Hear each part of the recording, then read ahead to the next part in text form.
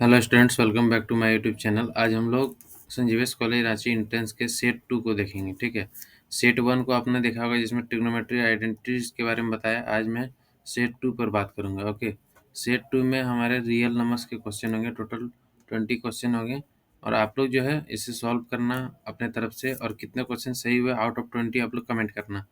तो चलिए वीडियो को शुरू करते हैं। सबसे पहला क्वेश्चन है मेरे पास, the decimal expansion of 22/7 is.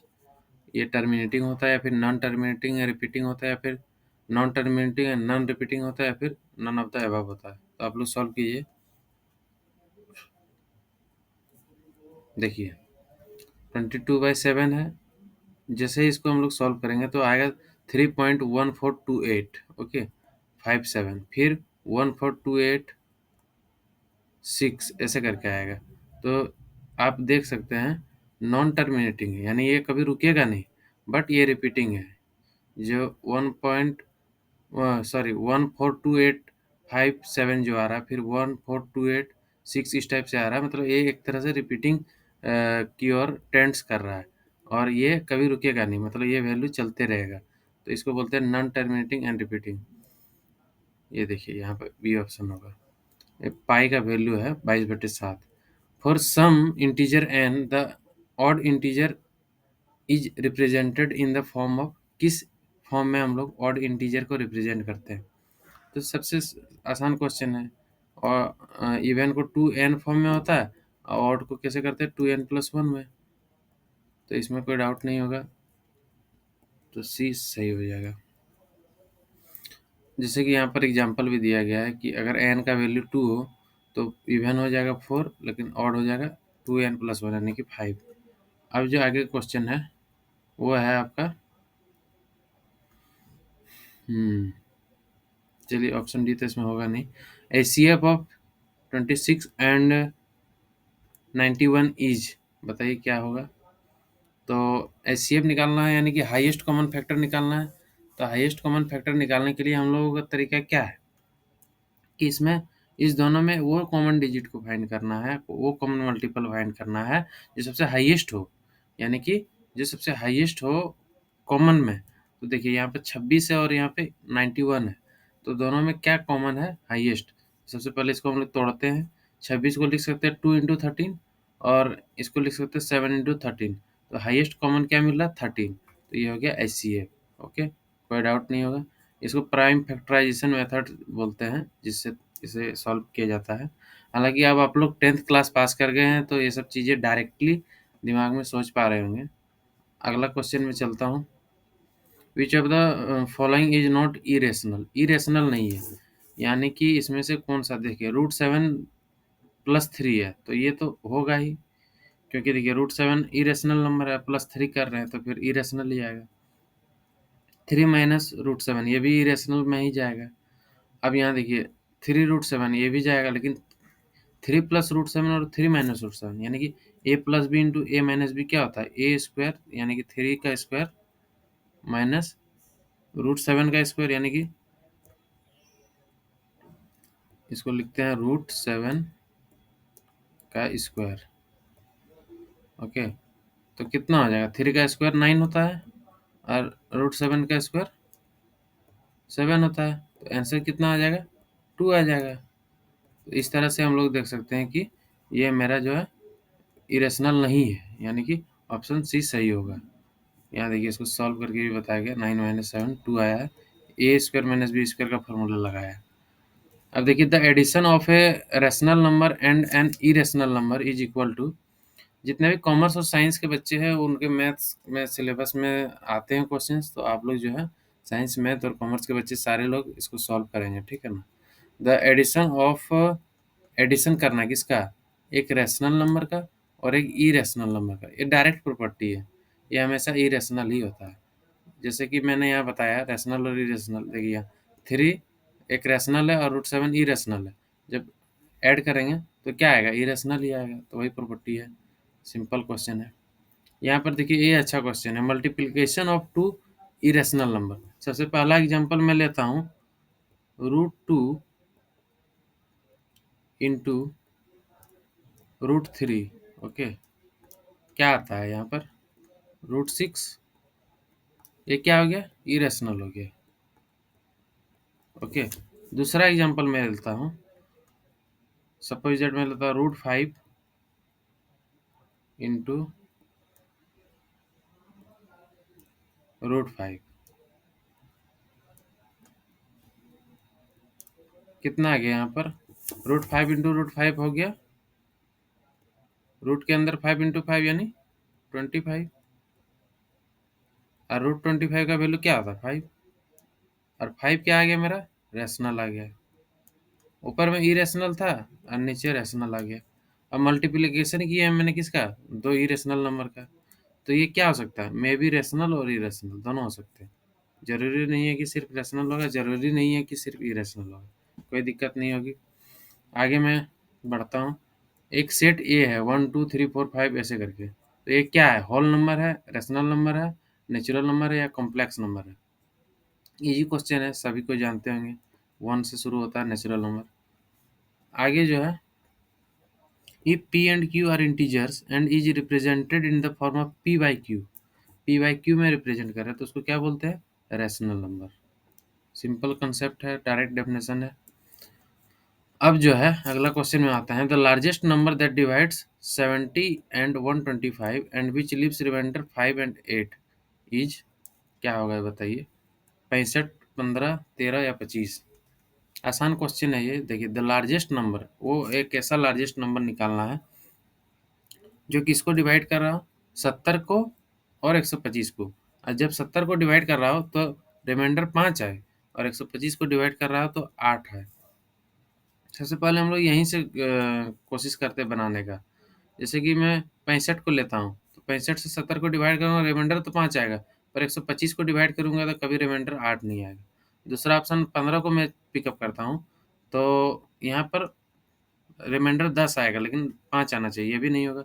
अब मैं 13 को पिकअप करता हूँ, 13 सेटिस्फाई कर जाएगा। देखिए, 13 भागा 70 जैसे ही करता हूँ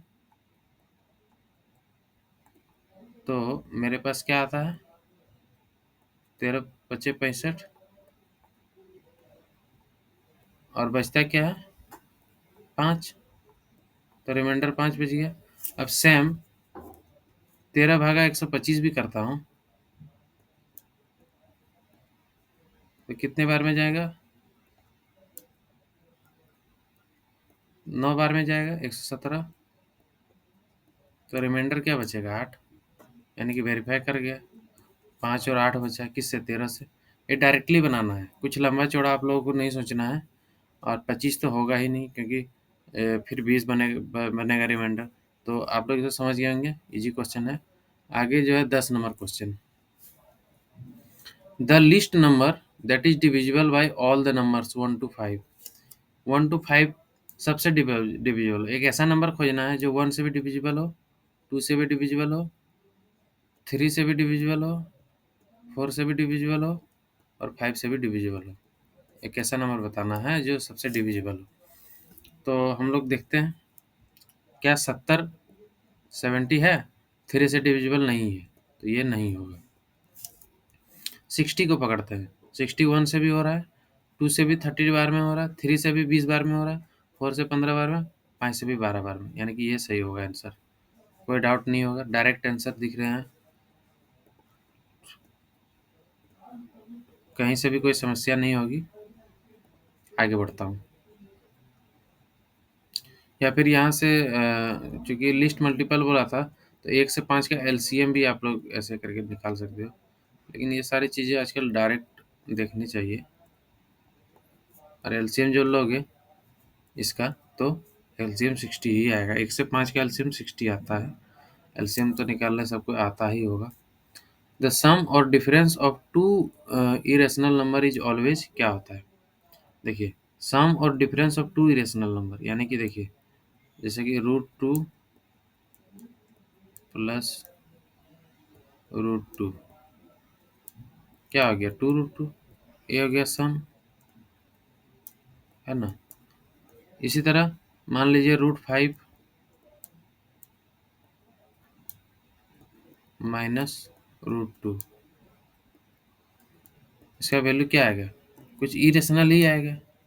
तो हम लोग देख रहे हैं कि मतलब जैसे यहाँ पर भी 2 इंटू टू टू मल्टीप्लाई है और यहाँ पे और भी कुछ इरेशनल नंबर आएगा, तो हमेशा difference of two irrational number is always irrational ही आंसर होगा। ओके, आगे है the decimal expansion of of the rational number, ये मतलब 23,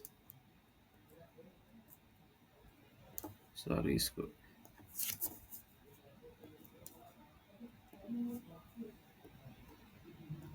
डिवाइड बाय 2 का स्क्वायर इंटू 5 यानी कितना हो गया, 2 का स्क्वायर 4 और इंटू 5 तो 20। अब एक काम करते हैं, ऊपर नीचे 5 से गुना कर देते हैं, तो नीचे 100 हो गया, ऊपर में 115 हो गया। 115 बटे 100 जिसे ही करेंगे हम,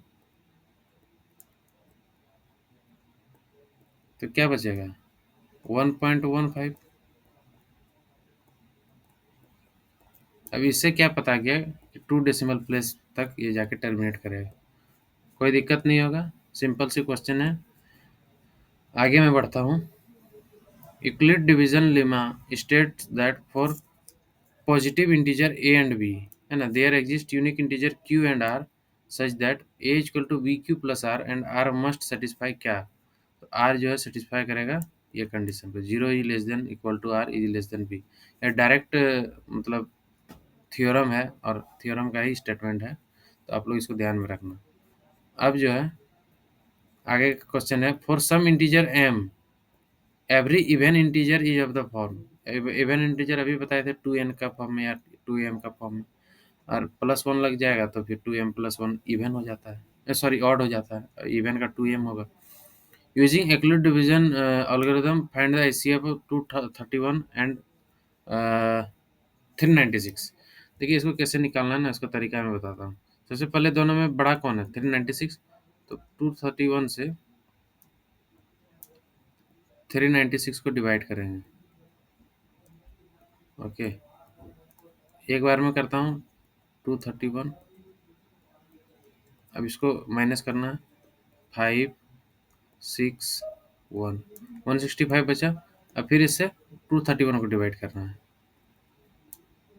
231 को डिवाइड करना है, फिर एक बार में जाएगा 165 है। ओके, थोड़ा नीचे आता हूँ मैं, तो ये कितना आ जाएगा 35 और 30 66 आ जाएगा। 66 को मैं 165 से डिवाइड करता हूँ, 165, फिर ये दो बार में जाएगा तो 132 होगा, 66 इंटू 2, तो यहाँ पर क्या बचेगा 3, यहाँ पर 3 और यहाँ पर कुछ नहीं, 333 डिवाइड बाय 66, फिर कितना बार में जाएगा, दो बार में 66, तो क्या होगा 0 0, यानी कि 33 मेरा आंसर आ गया, जो कि हमारा रिक्वायर्ड आंसर है HCF का।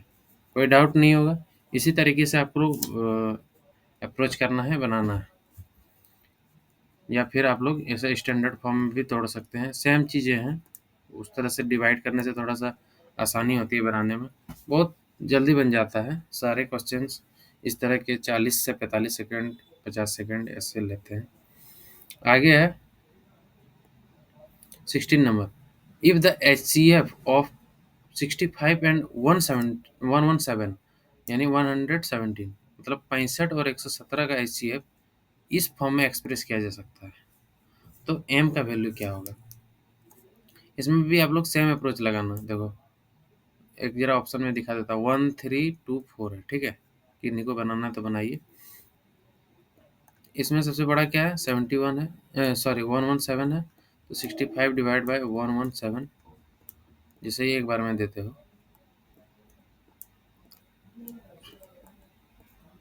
यहाँ पर कितना बचेगा 35 और 17, 35 प्लस 20 करो तो होता 55, और 55 में 3 घटा दो यानी कि 52, 52 डिवाइड बाय 65, फिर एक बार में जाएगा 52, फिर कितना बचेगा 65 में 52 गया 13, 13 को डिवाइड करो 52 से। समझ पा रहे होंगे, सारे चीज़ को मैं अच्छे से एक्सप्लेन कर रहा हूँ, जिनको आती है थोड़ा सा स्किप कर लो। 13 चक्का 52, यहाँ पर 52 हो जाएगा, और यहाँ पर कट जाएगा, 0 0 हो जाएगा। तो मेरा आंसर क्या आ गया,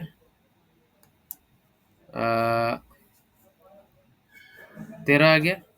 और जब ये बोल रहा है 65m-117 जो है 65m-117 बराबर 13 आ गया। इसको उधर करोगे तो 130 होगा, तो 65m बराबर 130 होगा, तो m बराबर 130/65 तो 2 होगा। यहाँ से सॉल्व कर ही सकते हो, इजी है। तो ए आंसर हो जाएगा, बी नंबर। यहाँ देखिए सारा चीज़ लिखा गया है। ये 13 के बराबर था, यहाँ से प्लस किया 130 हुआ, और फिर m बराबर 2 हो जाएगा। इसी तरह है अगला question, the prime factorization of 96। Okay, थोड़ा सा 96 का प्राइम फैक्टराइजेशन क्या होगा। तो देखो 2 का पावर में कितना जा सकते हैं, जैसे यहाँ की 4 तक है, तो 2 दूनी 4 दूनी 8 दूनी 16, 16 3 48, ये तो नहीं होगा। एक काम करता हूँ 5 तक जाता हूँ, 2 दूनी 4 दूनी 8 16 दूनी 32, 32 96, कोई दिक्कत नहीं है, यानी कि ये ऑप्शन सेटिस्फाई किया। उसके बाद है n² - 1 इज डिविजिबल बाय 8। तो n क्या है, एक इंटीजर है, एक नेचुरल नंबर है, एक ऑड इंटीजर है, या एक इवन इंटीजर है। n के बारे में बताना। n इंटीजर है, नेचुरल नंबर है, या फिर n ऑड इंटीजर है, या फिर इवन है। ऑड है, इवन है, नेचुरल है, इंटीजर है, बताइए। सबसे पहले डिविजिबल बाय 8 है, इस पर ध्यान देना है। किससे डिवाइड हो रहा है, 8 से। और हमारे पास संख्या क्या है, 8 से डिवाइड करने के लिए n² - 1। n का वैल्यू मैं कुछ रखता हूँ, सपोज दैट 4 रख देता हूँ। तो 4 का स्क्वायर कितना होता है, 16 - 1 15। तो 8 15 से डिवाइड नहीं होता है, तो ये तो नहीं होगा, मतलब इवन तो नहीं होने वाला है। अब मैं एक ऑड लेता हूँ, सपोज दैट मैं 5 लेता हूँ। तो 5 का स्क्वायर 25 - 1 24। तो n=5 सेटिस्फाई कर गया। n= मैं सपोज दैट 9 ले लेता हूँ, है ना। 9 भी लूँगा तो 9 का स्क्वायर 81 - 1, 80 डिवाइड बाय 8 यानी कि 10, यानी कि हर जगह n= ऑड पर सेटिस्फाई कर रहा है। तो सी आंसर हो जाएगा। आप लोग देख सकते हैं, ये इतना लंबा, इतना नहीं सोचना है, डायरेक्ट एकदम क्वेश्चन को सॉल्व करना है। For any two positive integer A and B, HCF of A B into LCM of A B क्या होता है। ये क्वेश्चन जो है डायरेक्ट प्रॉपर्टी है, ठीक है, इसको आपको रट लेना है। अगर किन्हीं को नहीं पता है, कोई संख्या हो ए बी, तो HCF इंटू LCM का क्या वैल्यू होता है, और जो संख्या ए बी है तो वो होता है ए इंटू बी ही होता है, ठीक है, ए इंटू बी ही होता है। कोई डाउट नहीं होगा, ये ऑप्शन नंबर डी हो जाएगा, ठीक है। अब आगे बढ़ता हूँ, लास्ट क्वेश्चन है आज का, आप लोग बनाना। The value of the remainder are when positive integer is divided by 3 is 0 1 2, क्योंकि 3 से लेस होगा रिमाइंडर, जब 3 से डिवाइड करेंगे तो या तो 0 होगा, या तो 1 होगा, या 2 होगा। यही तो कहता है Euclid division method, Euclid division lemma जो है वही कहता है a=3q+r, और 0 जो होगा इंक्लूड होगा, और r<3 होगा, यानी कि 0 1 2 होगा। तो आई होप सो कि मतलब आप लोग सारे क्वेश्चन को बनाए होंगे, और इसमें कोई खास उतना टफ क्वेश्चन नहीं बनते हैं। इसी टाइप के क्वेश्चन जो है एग्जाम में भी देखने को मिलेंगे। इससे ज़्यादा आगे पीछे कुछ नहीं किया जा सकता है इसमें MCQ में। तो इस तरह के ही मतलब क्वेश्चन आपको देखने को मिलेंगे, एक स्पेसिफिक टाइप का पैटर्न जो फॉलो होता है इसमें अक्सर। मैंने हर क्वेश्चन में हर तरह के कंसेप्ट सिखाने का प्रयास किए, कोई भी क्वेश्चन रिपीटेड नहीं। 20 क्वेश्चन में 20 तरह के मतलब अप्रोच थे, 20 तरह के कंसेप्ट थे, सब में अलग अलग तरीके से सब बताएं। तो आई होप सो कि आप लोगों को वीडियो अच्छा लगा होगा, और चैनल को सब्सक्राइब कर दीजिए। आगे भी इस तरह के अपडेट्स आते रहेंगे। प्लेलिस्ट में बना दूंगा मैथ्स को लेके, अलग अलग चैप्टर के अलग अलग सेट वाइज आप प्लेलिस्ट में भी जा सकते हैं। प्लेलिस्ट का लिंक जो है डिस्क्रिप्शन में मैं डाल दूंगा, और जिन्होंने भी प्रीवियस ईयर क्वेश्चन के सेट भी नहीं बनाए हैं, और प्रीवियस ईयर क्वेश्चन के सेट बनाने के लिए आप लोग चैनल में डिस्क्रिप्शन बॉक्स में जाना, मेरे इस वीडियो में चैनल में अपलोड है, आप उसको भी बना लेना, ठीक है। Thank you so much.